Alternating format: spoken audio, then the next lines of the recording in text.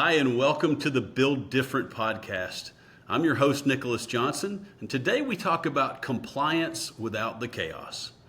My guests today are Damon Hacker of Archer Hall and Roderick Peace of K2 Consulting. Gentlemen, welcome. Thank you. Appreciate you guys being with us today. This is going to be a good conversation. I think will be helpful to the audience we have and to the industry we serve. So let me start just by first thanking you for being with us. It's really important. We feel like we do this as a public service, and this is a really important topic that we're talking about today. Roderick, I'll start with you. Tell us a little bit about yourself and your role at K2 Consulting. I work for K2 Consulting, and at K2 Consulting, I lead a bunch of the integration projects as well as some of the security and compliance projects.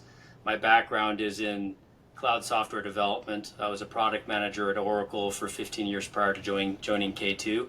So by training, I'm a full stack developer, but they use me in the more like technical projects, customer interactions, certification type of role. And now, Damon, again, welcome. Tell us a little bit about yourself and what your role is at Archer Hall. Sure. Thanks, Nicholas. As you said, my name is Damon Hacker. I couldn't have picked a better name for myself given what I do, right? So pure serendipity. Thank you for saying that so that I didn't have to. Exactly. It usually comes up. So, Yeah. I've now learned to use it as an asset. Good man. So I head up our cybersecurity division at Archer Hall. We are a digital forensics cybersecurity discovery company. Help a lot of companies. I would say, we get parachuted in when people have problems, usually because they've had some kind of compromise or something. And so from the incident response side, we help from there. Years ago, I've been involved in this world for about 25, 26 years, mostly on the compliance side. So a lot of things after we're in and helping companies figure out what happened, it gets lobbed over to my side of the house to do more proactive things like how do we prevent such a kind of an attack or that kind of stuff down the road. As I mentioned, do a lot on the compliance side of things. You name the alphabet soup, we've probably dealt with it. They're been heavily involved in NIST 800-171 since 2016, and then naturally CMMC. And we are a registered practitioner organization, RPO, in the CMMC ecosystem. So stay up on information all the time. Excellent. Well, that's 25 years, a long time. I'll ask you both, did you grow up dreaming about being a cybersecurity expert and foiling cyber crimes like some sort of internet Batman? Absolutely. I read the Cuckoo's Egg book in the late 90s, and yeah, of course. No, never. I was more interested in creating really awesome games, but then people started, messing around with the infrastructure, and I had to get pulled into compliance and security.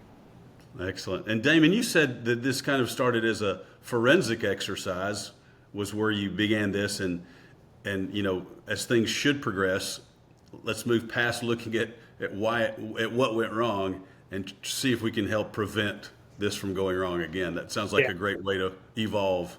Yeah. Oh, yeah. 25, 26 years ago, when you're talking about people were burying their heads in the sand and that lasted probably up until about the last 10 or 12 years, I would, really kind of say. And now it's a lot more proactive, of course. Excellent. All right. Well, I want to start off our conversation today using the Simon Sinek method, if I can borrow that phrase. And let's just get to the why. So why are we talking about this today? And I think the audience, like myself, will assume some of the standard answers about privacy rights and national security.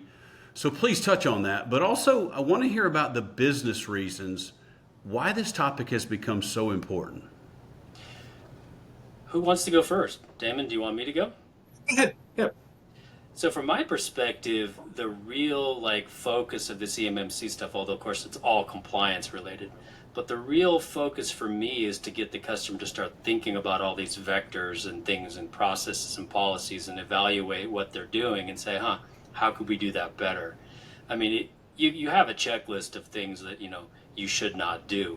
But the other side, being asked to prepare a plan to talk about these things proactively, to get stakeholders from the C-suite to actually think about these things, I think that's the real benefit of the compliance framework.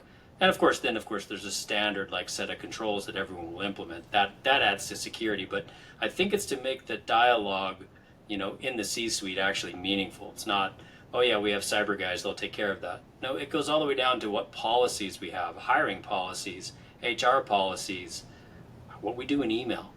So I think for me, the why is it starts those conversations. And that's the non-technical part. That's the squishy human part of it. Yeah. I disagree with that. I think actuality, I think it's the business reason that's driving it. It's just unfortunate that the C-suite and others need to be convinced of it. And so that's when it gets into the compliance side of things, right? We talk to a lot of people and a lot of companies, and they'll say, oh, I'm not really doing that much with the DoD, or what we are doing, for the government's not that much. We don't want the tail wagging the dog.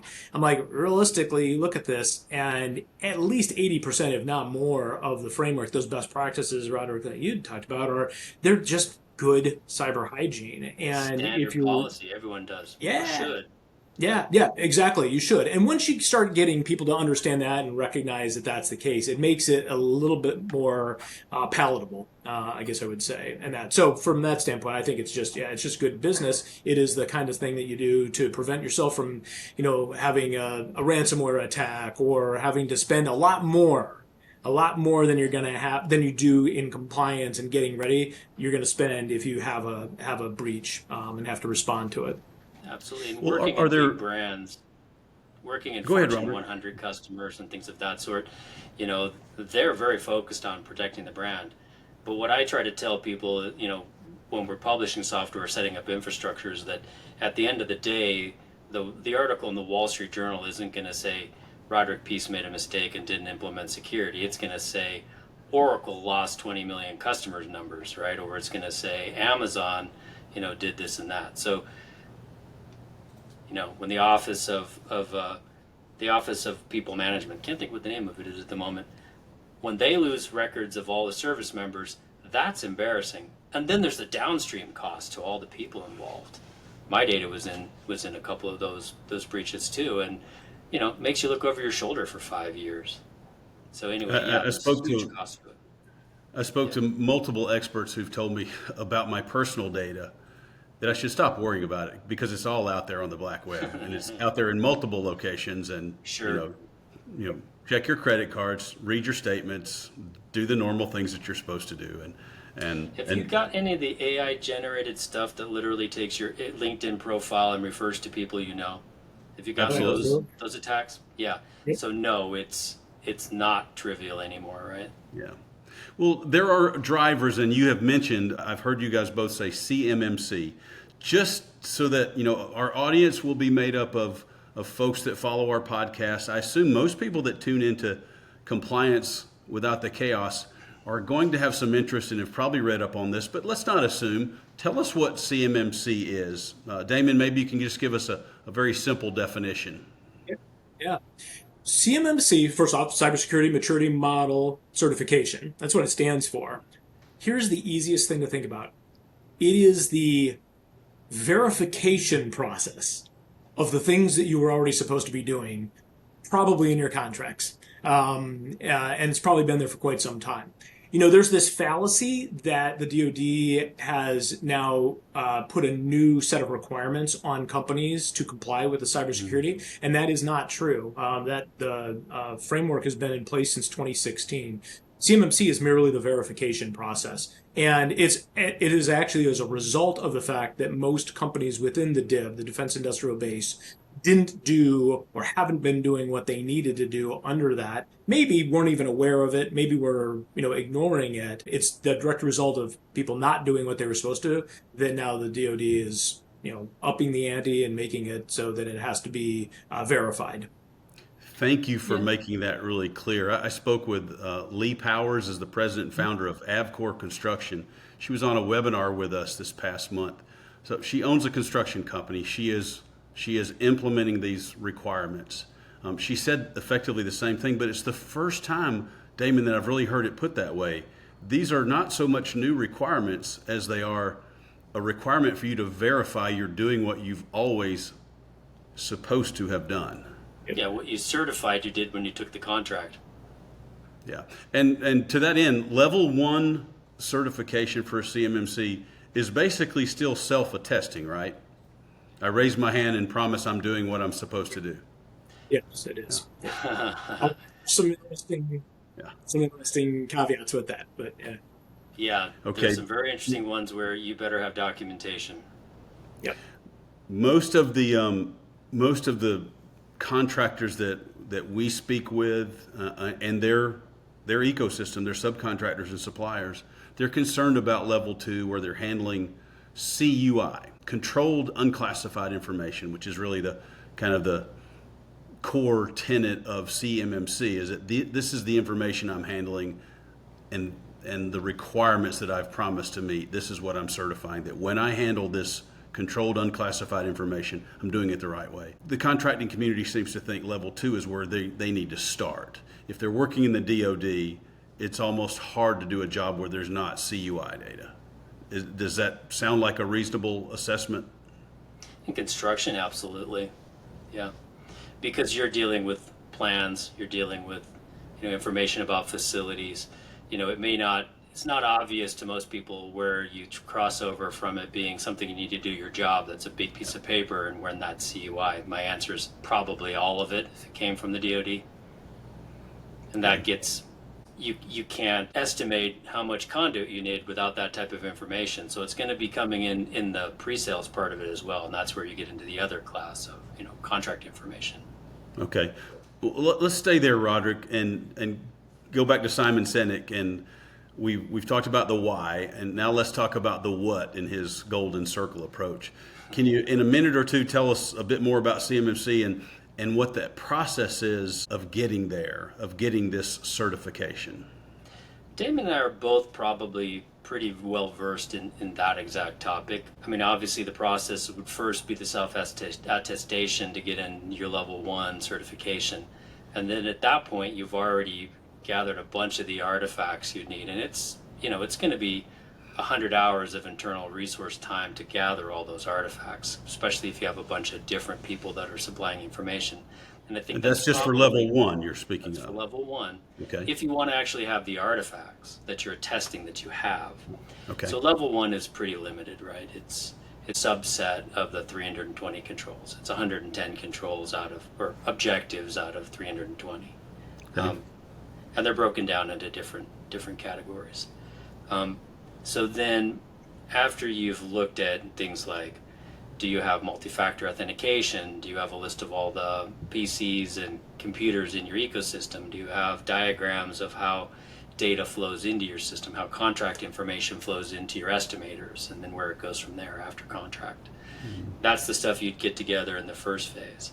And then becomes the longer, more complex phase of documenting everything, including like how you train people about security, what all the people in your infrastructure are. You're probably using a hyperscaler, so which one is it and which controls are theirs? Like physical access to the servers is probably covered by your hyperscaler.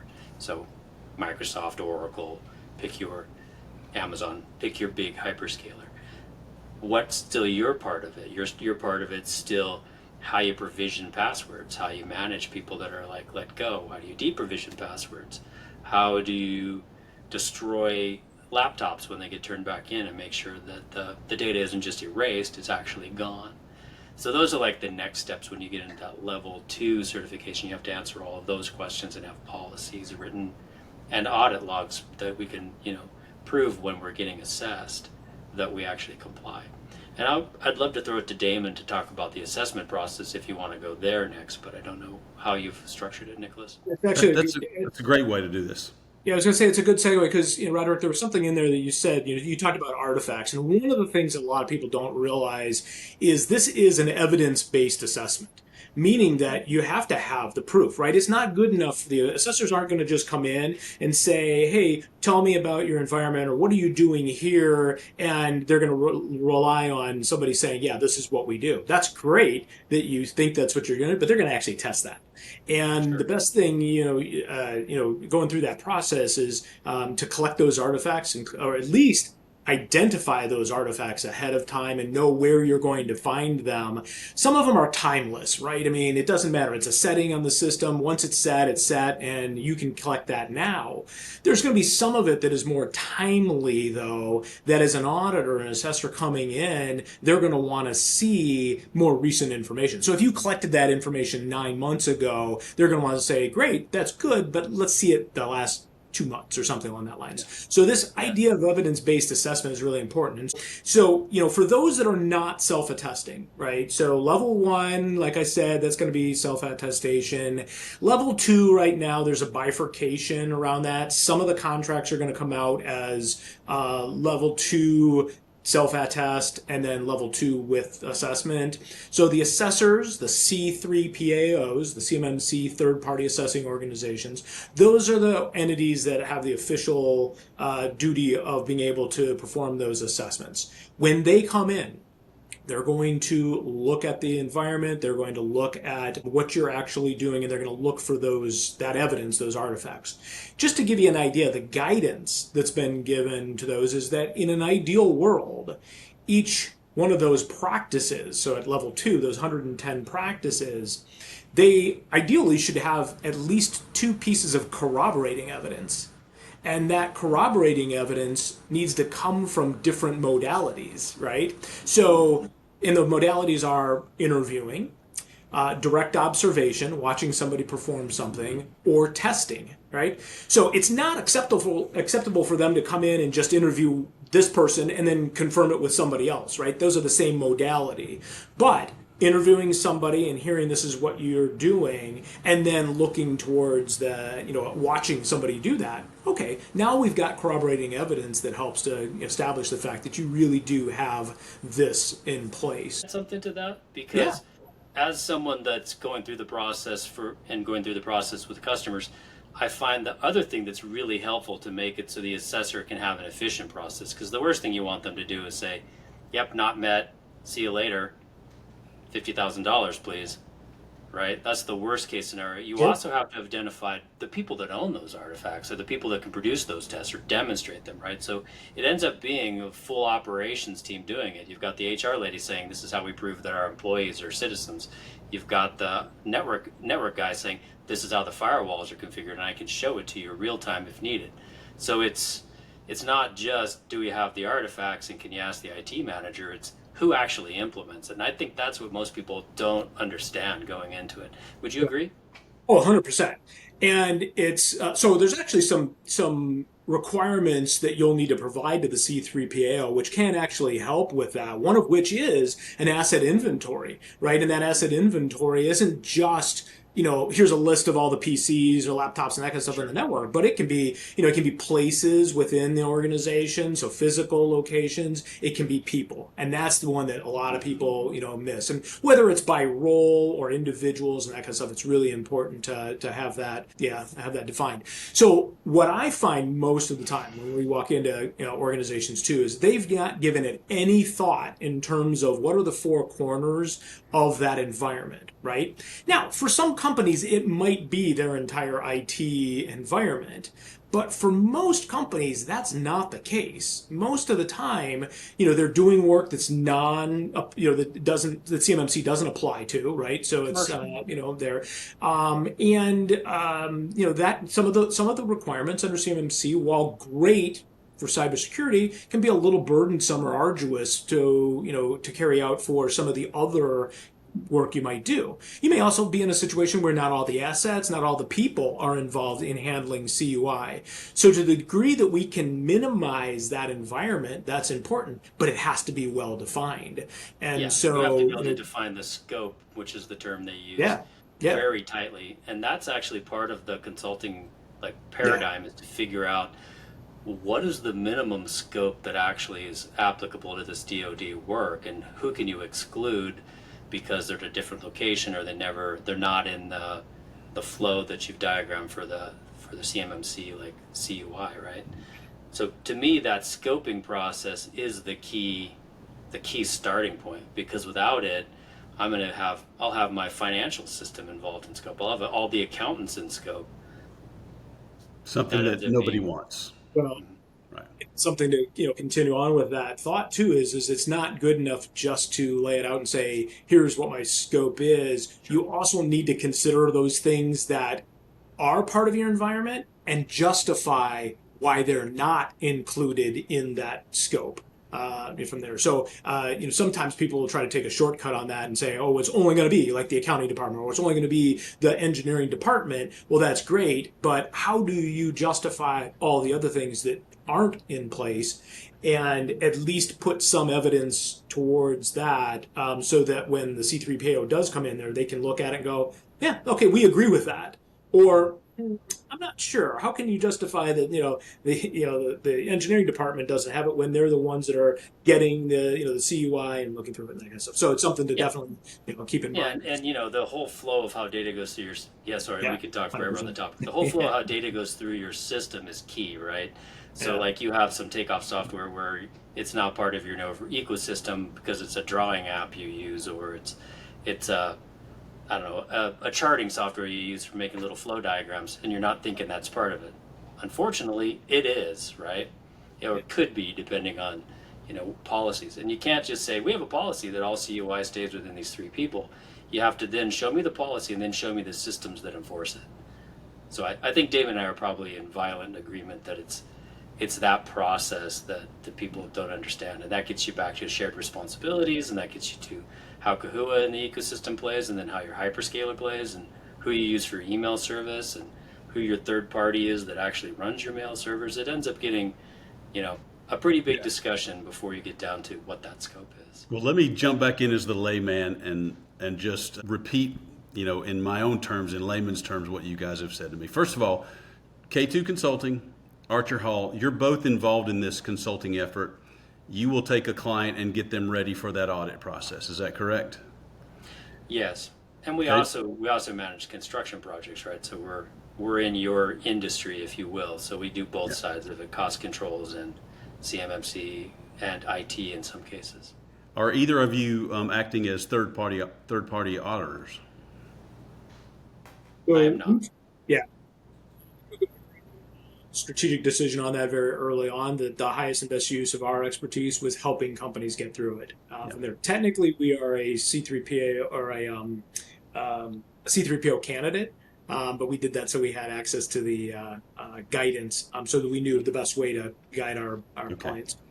So you will help prepare firm. Go ahead, David. Well, I was just going to say. So interestingly enough, on that is that you while a C3PAO can provide advisory services, they cannot do that for the same company that they're going to assess. Right. So that sets up that conflict of, it's for conflict of interest purposes, but that's why it kind of like we made that strategic decision not to do that. So it is important to kind of know that C3PAOs, generally speaking, they're going to be focused specifically on the assessing part of it because that's the one thing that they can do that others can't. And so they're going to. Yeah, and the same thing is true with K2. We're actually doing consulting, on the construction projects, on cost controls, in many cases in configuring and doing custom implementations on Kahua, right? So we couldn't play the C3PAO role if we wanted to, just because the code of ethical conduct would say, not so much, right? It's the same as your accountant can't be your auditor. Exactly, it's the same thing. It's great. And you really want the second set of eyes, right? Because at the end of the day, we don't want to just comply. We want to be as secure as possible, and that's where pen testing from another third party. We wouldn't do the pen testing on a system we set up. We'd hire someone like Damon's team to do that. So you'd have separations of duties just so that there isn't a single point which could have a conflict. Yeah. Rick, you made a point a little bit earlier too about we kind of both had the kind of a reaction with the maturity level 1 items, and I mentioned something about a caveat with that, and something you just said there reminded me to go back to it, which is having that second set of eyes, right? Because even though maturity level 1 is pretty easy to establish, right? It's self-attestation. The question becomes is the business itself, is the organization at a place where they're comfortable enough to do that and know that they've gotten it right? So I know there are some companies that are hiring C3PAOs to actually perform the assessment at the maturity level 1 side of things, just to take the risk off of their hands, so that when, if the government were to come in, if there were a breach or something like that, and the DoD comes in to look at it, they can say, hey, look, we were told and we were certified that this stuff was in place. So it kind of relieves some of the risk on that. We've had Well, for the several. So C-suite, definitely, yeah, because who's signing their name saying yes, I can self-attest that my IT guy said this is all good. yeah, It's the guy in the C-suite, yeah, and we all know how the government does, testing on compliance. Someone has a breach, someone yep, goes to prison. I wouldn't want it to be me. yep. Well, I heard you say something else. There are 110 controls for level two. There are a greater number of what are Objectives, the objectives. objectives? Thank you, David. Trigger 110 pointing controls for level objectives. two, a greater number of objectives. Not only do you have to put these controls in place, but you have to document that you've done so. And Right. I've heard people say that that's as difficult a part of the process as actually putting the controls in place, is Well, so creating proper writing a documentation. statement saying we have a policy that says all hard drives will be wiped twice and then physically destroyed when we retire the hardware. It's easy to write that policy. But then when I ask you, okay, who's your vendor and show me the laptops you've actually destroyed this year, that gets different. Demonstrate your adherence to your own policy. Exactly. Yeah, yeah. Well, I Interesting. mentioned it earlier too, was identifying ahead of time what that the artifacts or what the evidence is going to be that you're going to use. I think that's a really good strategy, is one that we use all the time, which is as we're designing the practice, right, the control that's going to be in place, we go into it with the idea of what are the artifacts that we're going to be using, and we document that, and we make sure that to the best we can, make sure that the conducting of the control will or the practice of it will automatically create that artifact Yeah. for there and And that we record it and all that kind store of it stuff. for an appropriate Hmm. period of time. There's Yeah. a bunch of other wiggle room in some of the way they've written these things. They haven't specified a bunch of the parameters. So, how long do you need penetration testing, or how long do you want to retain records for hardware destruction? How long do you need to retain logs for patching and things of that sort? A bunch of those things are nebulous right now. So if I was looking at a company and they said, "Oh yeah, we've got 3 weeks, 3 months of patching logs. Here they are," that's probably not sufficient for the C3PAO. He's not looking at just whether it complies. He's looking at whether it's sufficient to demonstrate you have the practice. So, you know, it's a And little nebulous. it is, and that's actually one of the things that a lot of people get themselves into trouble with on this too. Is that because of the lack of the guidance from there, they get they do their best that they can. They look at things and say, well, we have a colorful argument that says we're doing this, or they take the layman's interpretation of what these practices mean, and the reality of it is in my presentations, I do this all the time. I'll pull out some of the examples and I'll read the language, and you're listening to it. And even if it's an IT person, 95% of the time they're looking at it going, huh? What does that mean? And you're like, did they go out and find the most terse language to describe this stuff so that nobody Probably. understands it? Well, not really. I mean, they do it because it has to be, they go with the lowest common denominator. It has to apply to everybody, right? Whether you are 100% in the cloud, 100% on-prem, somewhere in between, Windows, Mac, Linux, mainframes, anything, it's got to Yeah. apply to those. And so they write it in such a way that you're looking at it and going, yeah, I think this is what we're supposed to be doing. And then they put it in place and find out that that's not the interpretation of it. I mean, the good news Right. is that Damon, there is a lot of guidance out there. Roderick, you guys, I earnestly believe you are not selling, but you are making a great case for why contractors, companies need to hire a consultant to help walk through this. Yeah, and they think also you're need making a really good case for that. really good, really good C-suite sponsorship and really good project managers inside, because you don't want to pay the assessor to figure out who to call, Yeah. right? All right, I'm going to come back to that question, Roderick. I'm going to ask you about who that should look like. But first, let me back up even further and just the heart of the matter again is CUI. Can either of you share a quick story on when you've seen CUI get mishandled?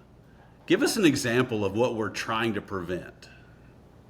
Oh, and take a look. I mean, the public ones are, like some of our fighters and drones, where the U.S. has spent all kinds of money and resources to develop these, weapons, and China have replicas that if you saw them, they look and act exactly alike. And that happened not because of a breach of secret or top secret information. it happened because our national adversaries figured out that there's a lot of that information in controlled unclassified information that is not in the federal systems, that it's in the systems of the federal contractors. And Yeah. by breaching those, they've been able to aggregate the information to get it up to the place where it's the equivalent of secret or top secret information. Same thing's true at a much simpler level, right? If I have an invoice that says I'm going to Yeah. install this set of Cisco routers, that doesn't sound like anything, but now you know what type of Cisco routers are in my infrastructure. Yeah. Okay. Excellent. Well, I can see how CMMC would keep CUI controlled, but what's the process? And this goes to that if I am a contractor or a subcontractor, how do I get started? And Roderick, to the question that we put off for a second, I was going to ask, as we get started, are there certain personas that need to be part of that team? I mean, who should lead the effort on the client side? And Roderick, I'll start with you since you began to answer that a bit. I started to ask the question because in every organization is different, right? So it really depends on the scale of the organization, right? If you're a pipe fitting company with 30 employees and not particularly complex, particularly complex IT infrastructure, it's probably going to be your project manager, your program manager, whoever's running the trucks, just because he's the only guy that talks to everyone. If you're talking about a company like K2, where we have a securities group and a consulting group, and we have multiple sets of infrastructure, then it's going to be your CIO and whoever he delegates, because he won't do the work. But there's going to be an IT manager that's running that, and of course, the key thing is that they know all the players and they can list the people involved. Tell me who manages your mail server, who manages your network infrastructure. Who can tell me where all the printers are in all the offices? So it ends up being, you can pick who it is, but they need to be competent in managing complex projects and know the stakeholders. Yeah. Damon, would you add anything to that? I mean, we always say you've got to have somebody who's the champion from there. Here's the problem. Most of the time, people hear it and say, oh, CMMC, cybersecurity. Oh, therefore it must be IT. And it gets relegated to IT, and that is not it. I mean, even if you take a look at those 110 practices, only 50% of those practices are technical. 25% of them are administrative or policy, and 25% of them are procedural or operation. Right. So if the IT person doesn't have the clout to be able to make change management within the organization, it is doomed for failure. You've got to have And the somebody. IT guy probably knows what we use for badging, but he doesn't have a relationship with the guy that runs the lobby Yep. that does Yep. escorting Yeah. of people onto your premise. Yeah. Yeah. Yeah. All right. Or be able to go to the organization and say, hey, our policy on this is not sufficient enough, and to have the wherewithal and the clout to be able to make that change from there. Yeah, So, and some of those changes are going to be expensive too, right? So Yeah. All right. Great tee up, Roderick, because I'm going to ask the question that I know you guys don't want me to ask. The question that you hate. But how much, if I'm a mid-sized general contractor, how much should I expect to pay to get through this process? And how long should I expect it to take? yeah, that's the impossible question. You just asked me how long is a piece of string, and the answer is very easy to calculate. It's twice as long as it is from the middle to one end. So I mean, You've had this question before, I see. I have. The scope is really important, and that's Yeah. where typically we start with a gap assessment, because until you've done that, you don't know is it Amazon Web Services that needs to be migrated to a new cloud because they didn't pick the secure cloud? Is it Microsoft Office 365, but the commercial version? There's a whole bunch of things that you have to figure out before you really can define the scope. And once the scope is clear, then you can price it. But that's inherently a problem. Maybe That's a Damien fair found a answer. more elegant way of t-shirt sizing things, but I haven't. well, it's so funny. I mean, we have our own ways. I was going to start off by saying how much does it cost to build a house, right? And how big of a hole do you need, right? It is one of those things where you don't know what you're walking into and that kind Yeah. of stuff from there. There are some things, interestingly enough, from a t-shirt sizing and that kind of stuff. But the thing you have to, the things that come into play on that one is the complexity of the environment the number of people, that kind of stuff as well. I have had some small companies that have been very complex. Actually, we thought we misheard one of our clients when we were, doing the original scoping at one point in time. It's a 30-employee company, and we were asking some of the questions, and how many servers do you have in your data center? And I was thinking, like data closet or something like that. He's like 800, and I'm like, oh, I'm sorry, I think I misunderstood you. And it turned out, no, it was right, but they're a SaaS provider, right? So all of a sudden, their environment was significantly more complex. I've had multinational companies that are much less complex because it's one small little division or small tiny outfit that's doing part of it, and nobody else is touching the CUI. So it really does come One down to the page code scoping. inside this gigantic company Yeah, that does the DoD work, right? So yeah. the classic there would be the construction world, right? So Hmm. what at K2 we've got people that are doing installing radiation scanners at the border. That's a very very small set of a footprint compared to the people that are doing consulting. So All that's right. the challenge. So I get it. And It's a there's little bit. ranges obviously, but I don't have a It's a. good number for you. It's a bit as if I ask Google, I want to buy a car. How much will it cost? Yeah. Okay, that's fair, guys. So the real answer is that companies need to engage with a consulting firm and have that talk about what the scope looks like, and then you can probably give a little bit better answer to that company once you know a little bit more about what they're asking for. There's basically two components of the estimate. One is that gap assessment where we figure out, is Kahua, the cloud provider that handles 90% of your CUI, and then there's these 10% that are outside that we have to get our hands around. And then with that, we know if it's Microsoft Azure, we know where a bunch of those shared responsibilities are coming from and where we're going to get the documentation. That makes it easier for us to come up with a scope. If it's the company runs their own IT infrastructure, multiple offices, and they have cloud providers, then it gets a lot harder. Okay. That's it for part 1 of episode 6, Build Different podcast, Compliance Without the Chaos. We look forward to seeing you again for part 2